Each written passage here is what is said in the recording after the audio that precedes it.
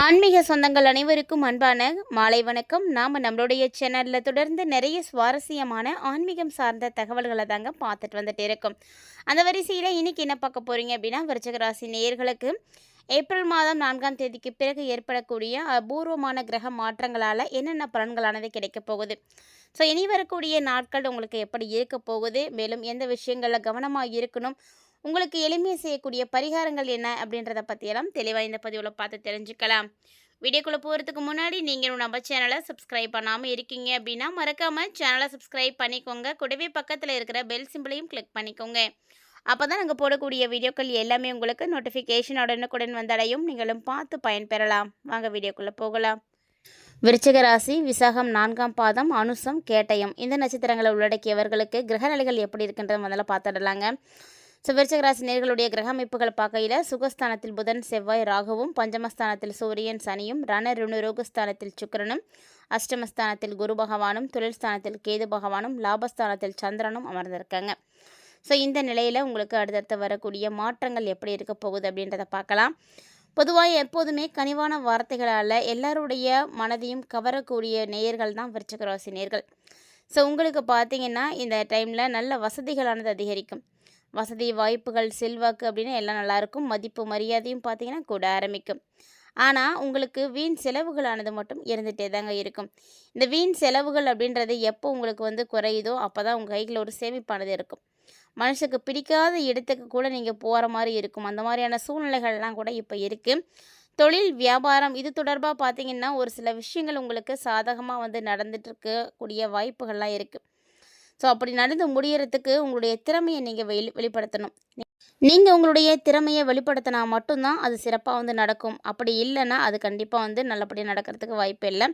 புதிய ஆர்டர்கள் கிடைக்கிறதுக்கான சான்ஸ் நிறைய இருக்குது. ஆனால் எந்த விஷயத்துலையுமே விருச்சிக ராசிக்காரங்க இந்த காலகட்டங்களில் பொறுமையாக இருங்க. அவசரம் மட்டும் பற்றாதீங்க. ஏன்னா அவசரப்படுறது ஆபத்தானது தான். நீங்கள் அவசரப்படுறது எதுவும் நல்லதாக முடியறதுக்கான வாய்ப்புகள் ரொம்ப கம்மி. நல்லா பொறுமையாக இருந்துக்கோங்க. இதே உத்தியோகத்தில் இருக்கக்கூடியவர்களாக இருக்கீங்க அப்படின்னா ஏற்கனவே உங்களுடைய திறமையான பணிகளுக்கு உரிய நல்ல பலன்களை இப்போ அடைவீங்க. குடும்பத்தில் இருக்கக்கூடியவங்கள்ட்ட நீங்கள் பேசுகிறீங்க அப்படின்னா ரொம்ப ரொம்ப தன்மையாக பேசணும். இந்த பழக்கம் உங்களுக்கு கண்டிப்பாக வந்தாகணும். அதுதான் நல்லது. மேலும் இந்த டைமில் அப்பா கூட வீணாக தகராறுகள் எல்லாம் வரலாம். அதனால் கவனமாக இருந்துக்கோங்க. இதே கணவன் மனைவி உறவில் இருக்கக்கூடியவர்களாக இருக்கீங்க அப்படின்னா ஒருவருக்கொருவர் பேசி செய்யக்கூடிய காரியங்கள் தான் சாதகமாக முடியும். அதனால் எந்த ஒரு விஷயத்தையுமே டிஸ்கஸ் பண்ணால் மட்டும் பண்ணிடாதீங்க. ஸோ ஆணாக இருந்தால் பெண்ணுக்கிட்டேயும், பெண்ணாக இருந்தால் ஆண்கிட்டையும், அதாவது கணவனாக இருந்தால் மனைவிக்கிட்டேயும், மனைவியாக இருந்தால் கணவர்கிட்டையும் நிச்சயமாக நீங்கள் கலந்து ஆலோசிக்கணும். இந்த விருச்சிக ராசி நேயர்கள் யாராக இருந்தாலும் சரி. அதே குழந்தைகளோடமும் நீங்கள் நிதானமாக தான் பேசி பழகணும். எதுவாக இருந்தாலுமே எடுத்தோம் கவழ்த்தோம் அப்படின்லாம் பேசிடாதீங்க. ஸோ நிதானமாக பேசி அவங்களுக்கு புரிய வைங்க. ஏன்னா அது உங்களுடைய கடமை. அவங்களுக்கு எதையுமே புரிய வைக்கணும். அப்போ தான் அவங்களுக்கு நல்லது கெட்டதெல்லாம் தெரியும். ஸோ அதுதான் அவங்களுடைய முன்னேற்றத்துக்கும் ரொம்ப ரொம்ப உதவியாக இருக்கும். அதாவது அவங்களுடைய முன்னேற்றத்துக்காக நம்ம உழைக்கிறோம், அது மட்டும் நம்மளுடைய வேலை கிடையாது. அவங்களுக்கு நல்லது கெட்டதெல்லாம் சொல்லி கொடுத்து புரிய வச்சு வாழ்க்கையில் இப்படித்தான் கடந்து வரணும் அப்படின்றத கற்றுக் கொடுக்கணும். அது நம்மளுடைய கடமை அப்படின்றத நீங்கள் உணர்ந்து செயல்படுங்க. பெண்களாக இருக்கீங்க அப்படின்னா உங்களுடைய மனசில் இது வரைக்கும் இருந்து வந்த ஏராளமான குழப்பங்கள் எல்லாம் இப்போ நீங்க போகுது. ஸோ உங்களுக்குன்னு ஒரு தெளிவானது பிறக்க போகுதுங்க. இந்த தெளிவானது கிடைக்கக்கூடிய நேரம் உங்களுக்கு எல்லாமே சாதகமாக நடக்க போகுது.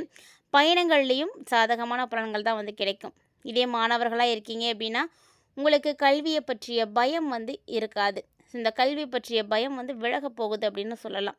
குழப்பம் இல்லாத தெளிவான மனசோட நீங்கள் பாடங்களை படிக்கிறது உங்களுக்கு நிச்சயம் வெற்றிகளை ஏற்படுத்தி கொடுக்கும். கலைத்துறையில் இருக்கக்கூடியவர்களாக இருக்கீங்க அப்படின்னா உங்களுடைய கௌரவம் இந்த டைமில் உயர ஆரம்பிக்குங்க. ஸோ விரும்பிய பதவி கிடைக்கும். வழக்கு விவகாரங்கள் கூட உங்களுக்கு சாதகமாக இருக்கும். கைவிட்டு போன பொருட்களை எல்லாம் கூட இப்போ நீங்கள் மீண்டும் அடைவீங்க. எந்த பொருள் உங்களை விட்டு விலகுனுச்சோ அது இப்போ கிடச்சிடுங்க. ஸோ கைவிட்டு போன எல்லாத்தையும் நீங்கள் அடைய போகிறீங்க. அலட்சியமாக மட்டும் இருக்காதீங்க. எப்போதுமே உஷாராக இருக்கணும். அது நல்லது.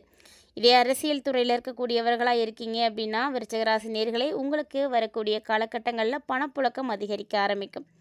எடுத்த காரியங்கள் எல்லாமே உங்களுக்கு வெற்றிகரமாக தான் முடிய போகுது. அதனால் இதெல்லாம் எந்த ஒரு பாதிப்பும் இருக்காது. மதிப்பு மரியாதை எல்லாம் கிடைக்கும். ஸோ செல்வாக்கும் பார்த்திங்கன்னா அதிகரிக்க ஆரம்பிக்கும். நட்பு வட்டாரத்தை பொறுத்த வரைக்கும் ரொம்ப சந்தோஷமாக நீங்கள் இருக்கிறதுக்கான சான்ஸ் நிறைய இருக்குது. ஸோ இது வரைக்கும் நம்ம விருச்சிக ராசி நேயர்களுக்கு கிரகநிலைகளுடைய அடிப்படையில் நம்ம ராசியின் அடிப்படையில் பார்த்தோம். இப்போ நம்ம நட்சத்திர ரீதியாக எப்படி இருக்குன்றதையும் தெரிஞ்சுக்கலாம். ஏன்னா ராசியை பொறுத்து மட்டும் நம்ம பலன்கள் வந்து பார்க்கக்கூடாது. நட்சத்திர ரீதியாக பார்க்கும் பொழுது வேறுபட ஆரம்பிக்கும். அதே மாதிரி தசாபுத்திகளை பொறுத்து பார்க்கும் பொழுதும் வேறுபட ஆரம்பிக்கும். நட்சத்திர ரீதியாக நம்ம இப்போ பார்க்கலாம். விசாகம் 4ஆம் பாதத்தை உடைய விருச்சிக ராசி நேயர்களுக்கு இந்த காலகட்டங்களில் குடும்பத்தில் நீங்கள் என்ன பார்த்துட்ருக்கீங்களோ, அதாவது உங்களுடைய குடும்பத்தில் இருந்து வந்த சிக்கல்கள் எல்லாத்தையும் தீர ஆரம்பிக்கும். உத்தியோகத்தில் இருக்கக்கூடியவங்களாக இருக்கீங்க அப்படின்னா வீணாக நீங்கள் அலைஞ்சிட்டு இருக்கக்கூடிய அந்த அலைச்சல் இப்போ குறைய ஆரம்பிக்கும். மற்றவங்க மூலமாக உங்களுக்கு நிறைய உதவி கிடைக்கும். குடும்பத்துக்கு தேவையான பொருட்களை வாங்கி மகிழ்ச்சி அடைவீங்க. கணவன் மனைவிக்கு இடையே இருந்து வந்த கருத்து வேற்றுமைகள் பார்த்திங்கன்னா விலக ஆரம்பிக்கும். அடுத்ததாக அனுசம் நட்சத்திரம். இந்த நட்சத்திரக்காரர்களுக்கு பார்த்திங்கன்னா வாழ்க்கையில் சந்தோஷம் அதிகரிக்க போகுது. பிள்ளைங்களால் உங்களுடைய கௌரவம், அந்தஸ்து எல்லாமே இப்போ உயர ஆரம்பிக்கும்.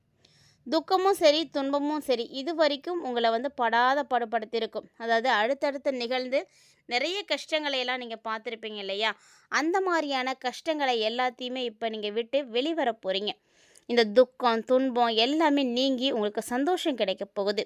உங்களுடைய வாழ்க்கையில் நீங்கள் என்னென்ன காரியங்கள் செய்யணும்னு நினைக்கிறீங்களோ, எதெல்லாம் நீங்கள் தடைகளை வந்து பார்த்துட்டு இருந்தீங்களோ, அந்த தடையெல்லாம் இப்போ போய் காரியங்களில் எல்லாமே வந்து சாதகமாக நடக்க போகுதுங்க.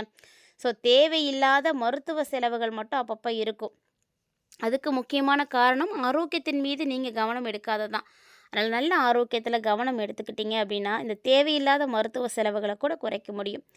வீடு, பூமி இது மூலமாக வர வேண்டிய வருமானமும் உங்களுக்கு வந்து ஒரு டக்குன்னு வந்து கிடைச்சிடாது. ஸோ கொஞ்சம் டிலே ஆகி தான் வந்து கிடைக்கும். தாமதமாக கிடைத்தாலும் தரமாக கிடைக்கும். அப்படின்றதுனால நீங்கள் பொறுமையாக இருங்க. இந்த டைமில் நீங்கள் பொறுமையாக இருக்கிறது அவ்வளவு நல்லது. அடுத்ததாக நம்ம பார்க்கக்கூடிய நட்சத்திரம் பார்த்திங்கன்னா கேட்டய நட்சத்திரம். விருச்சிக ராசி நேயர்களில் கேட்டய நட்சத்திரத்தால் பிறந்திருக்கக்கூடியவர்களுக்கு இந்த டைமில் வீணாக வாக்குவாதங்கள்லாம் உருவாகும். அந்த வாக்குவாதம் யாருக்கிட்ட அப்படின்னு பார்க்குறீங்க? உங்களுடைய கணவர்கிட்ட, இல்லைனா வாழ்க்கை துணையோடு தான் நீங்கள் விவாதத்தை வந்து செய்வீங்க. தொழில், வியாபாரம் இதிலெல்லாம் ஈடுபட்டிருக்கக்கூடியவர்களாக நீங்கள் இருக்கீங்க அப்படின்னா கண்டிப்பாக அந்த டைமில் ரொம்ப ரொம்ப நிதானமாக நீங்கள் இருக்கணும். அவசரப்பட்டீங்க அப்படின்னா எந்த ஒரு விஷயத்தையும் உங்களால் செய்ய முடியாது. அதனால் அவசரம் வந்து காட்டாதீங்க. அதே மாதிரி அவசர முடிவுகள் எப்போதுமே நீங்கள் எடுக்கவே கூடாது. இந்த நேரத்தில் உத்தியோகத்தில் இருக்கக்கூடியவங்களுக்கு வீணாக அலைச்சல் இருக்கும், காரிய தாமதங்கள் இருக்கும். ஸோ எல்லாமே இருக்கும், சிக்கல் எல்லாம் இருக்கத்தான் செய்யும். எல்லாத்தையுமே தாண்டி தான் நீங்கள் வந்து உங்களுடைய வேலைகளை வந்து செய்யணும். அப்போ தான் உங்களுக்கு அதில் முன்னேற்றங்களானது கிடைக்க இருக்கும். ஸோ கேட்டய நட்சத்திரக்காரர்களுக்கு பார்த்திங்கன்னா இந்த ஏப்ரலில் ரொம்ப ரொம்ப கவனமாக இருக்கணும். இது ராசியின் அடிப்படையில் உங்களுக்கு நல்ல விஷயங்கள் நடந்தாலுமே கூட நட்சத்திர ரீதியாக பார்க்கும் பொழுது எல்லாமே வந்து கொஞ்சம் சிக்கலாக தான் இருக்குது. ஆனால் அதை சமாளிக்க வேண்டியது உங்களுடைய கையில் தான் இருக்குது. எதுவானாலும் சரிங்க, உங்களுடைய வாழ்க்கையில் நீங்கள் அடுத்தது முன்னேற்றத்தை பார்க்கணும் அப்படின்னா உங்களுடைய செயல்பாடுகள் தான் ரொம்ப முக்கியம். உங்களுடைய நம்பிக்கை ரொம்ப முக்கியம். இதெல்லாம் வச்சு உங்களுடைய உழைப்பை நீங்கள் கொடுத்துட்டு இருந்தீங்க அப்படின்னா கண்டிப்பாக உங்களுடைய வாழ்க்கையும் மாறுங்க. ஏன்னா எல்லாமே எல்லாருக்கும் கிடைச்சிறது கிடையாது. அதாவது நம்ம நினைக்கக்கூடிய விஷயங்கள் எல்லாமே நினைக்கிற மாதிரி நடந்துடுச்சு அப்படின்னா வாழ்க்கையில் வந்து சுவாரஸ்யம் இருக்காது. ஸோ கிரக நிலைகளானது எப்படி இருக்கோ அதுக்கேற்ற மாதிரி தான் நம்மளுடைய வாழ்க்கையில் நடக்கக்கூடிய நல்லது கெட்டது எல்லாமே இது எல்லாமே மாறி மாறி கிடைக்கிறதுக்கான ஒரு அமைப்பு அப்படின்றது இதில் தான் இருக்குது. ஸோ இப்போ பார்த்தீங்கன்னா இந்த டைமில் நீங்கள் என்ன எளிமையாக பரிகாரம் செய்யலாம் அல்லது வழிபாடுகள் செய்யலாம் அப்படின்றத தெரிஞ்சுக்கோங்க. கிரகநிலைகளுக்கு ஏற்றாற்போல் நம்ம செய்யக்கூடிய வழிபாடுகள் நமக்கு நல்ல மாற்றங்களை கொடுக்கும். அதனால் நம்பிக்கையோடு வந்து செய்யணும்.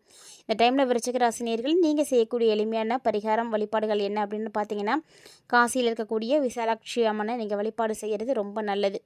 அவங்கள நீங்கள் வழிபாடு செய்யும் பொழுது உங்களுக்கு வரக்கூடிய எதிர்ப்புகளானது விலக ஆரம்பிக்கும். அதே போல் உங்களுக்கு ஏற்படக்கூடிய காரிய தடைகளும் பார்த்திங்கன்னா நீங்கள் ஆரம்பிக்கும்.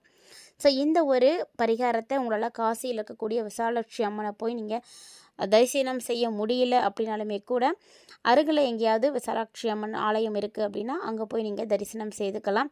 ஸோ இதுக்காக நீங்கள் அங்கேயே தான் போய் பண்ணணும் அப்படின்னு எந்த ஒரு கட்டாயமும் கிடையாதுங்க.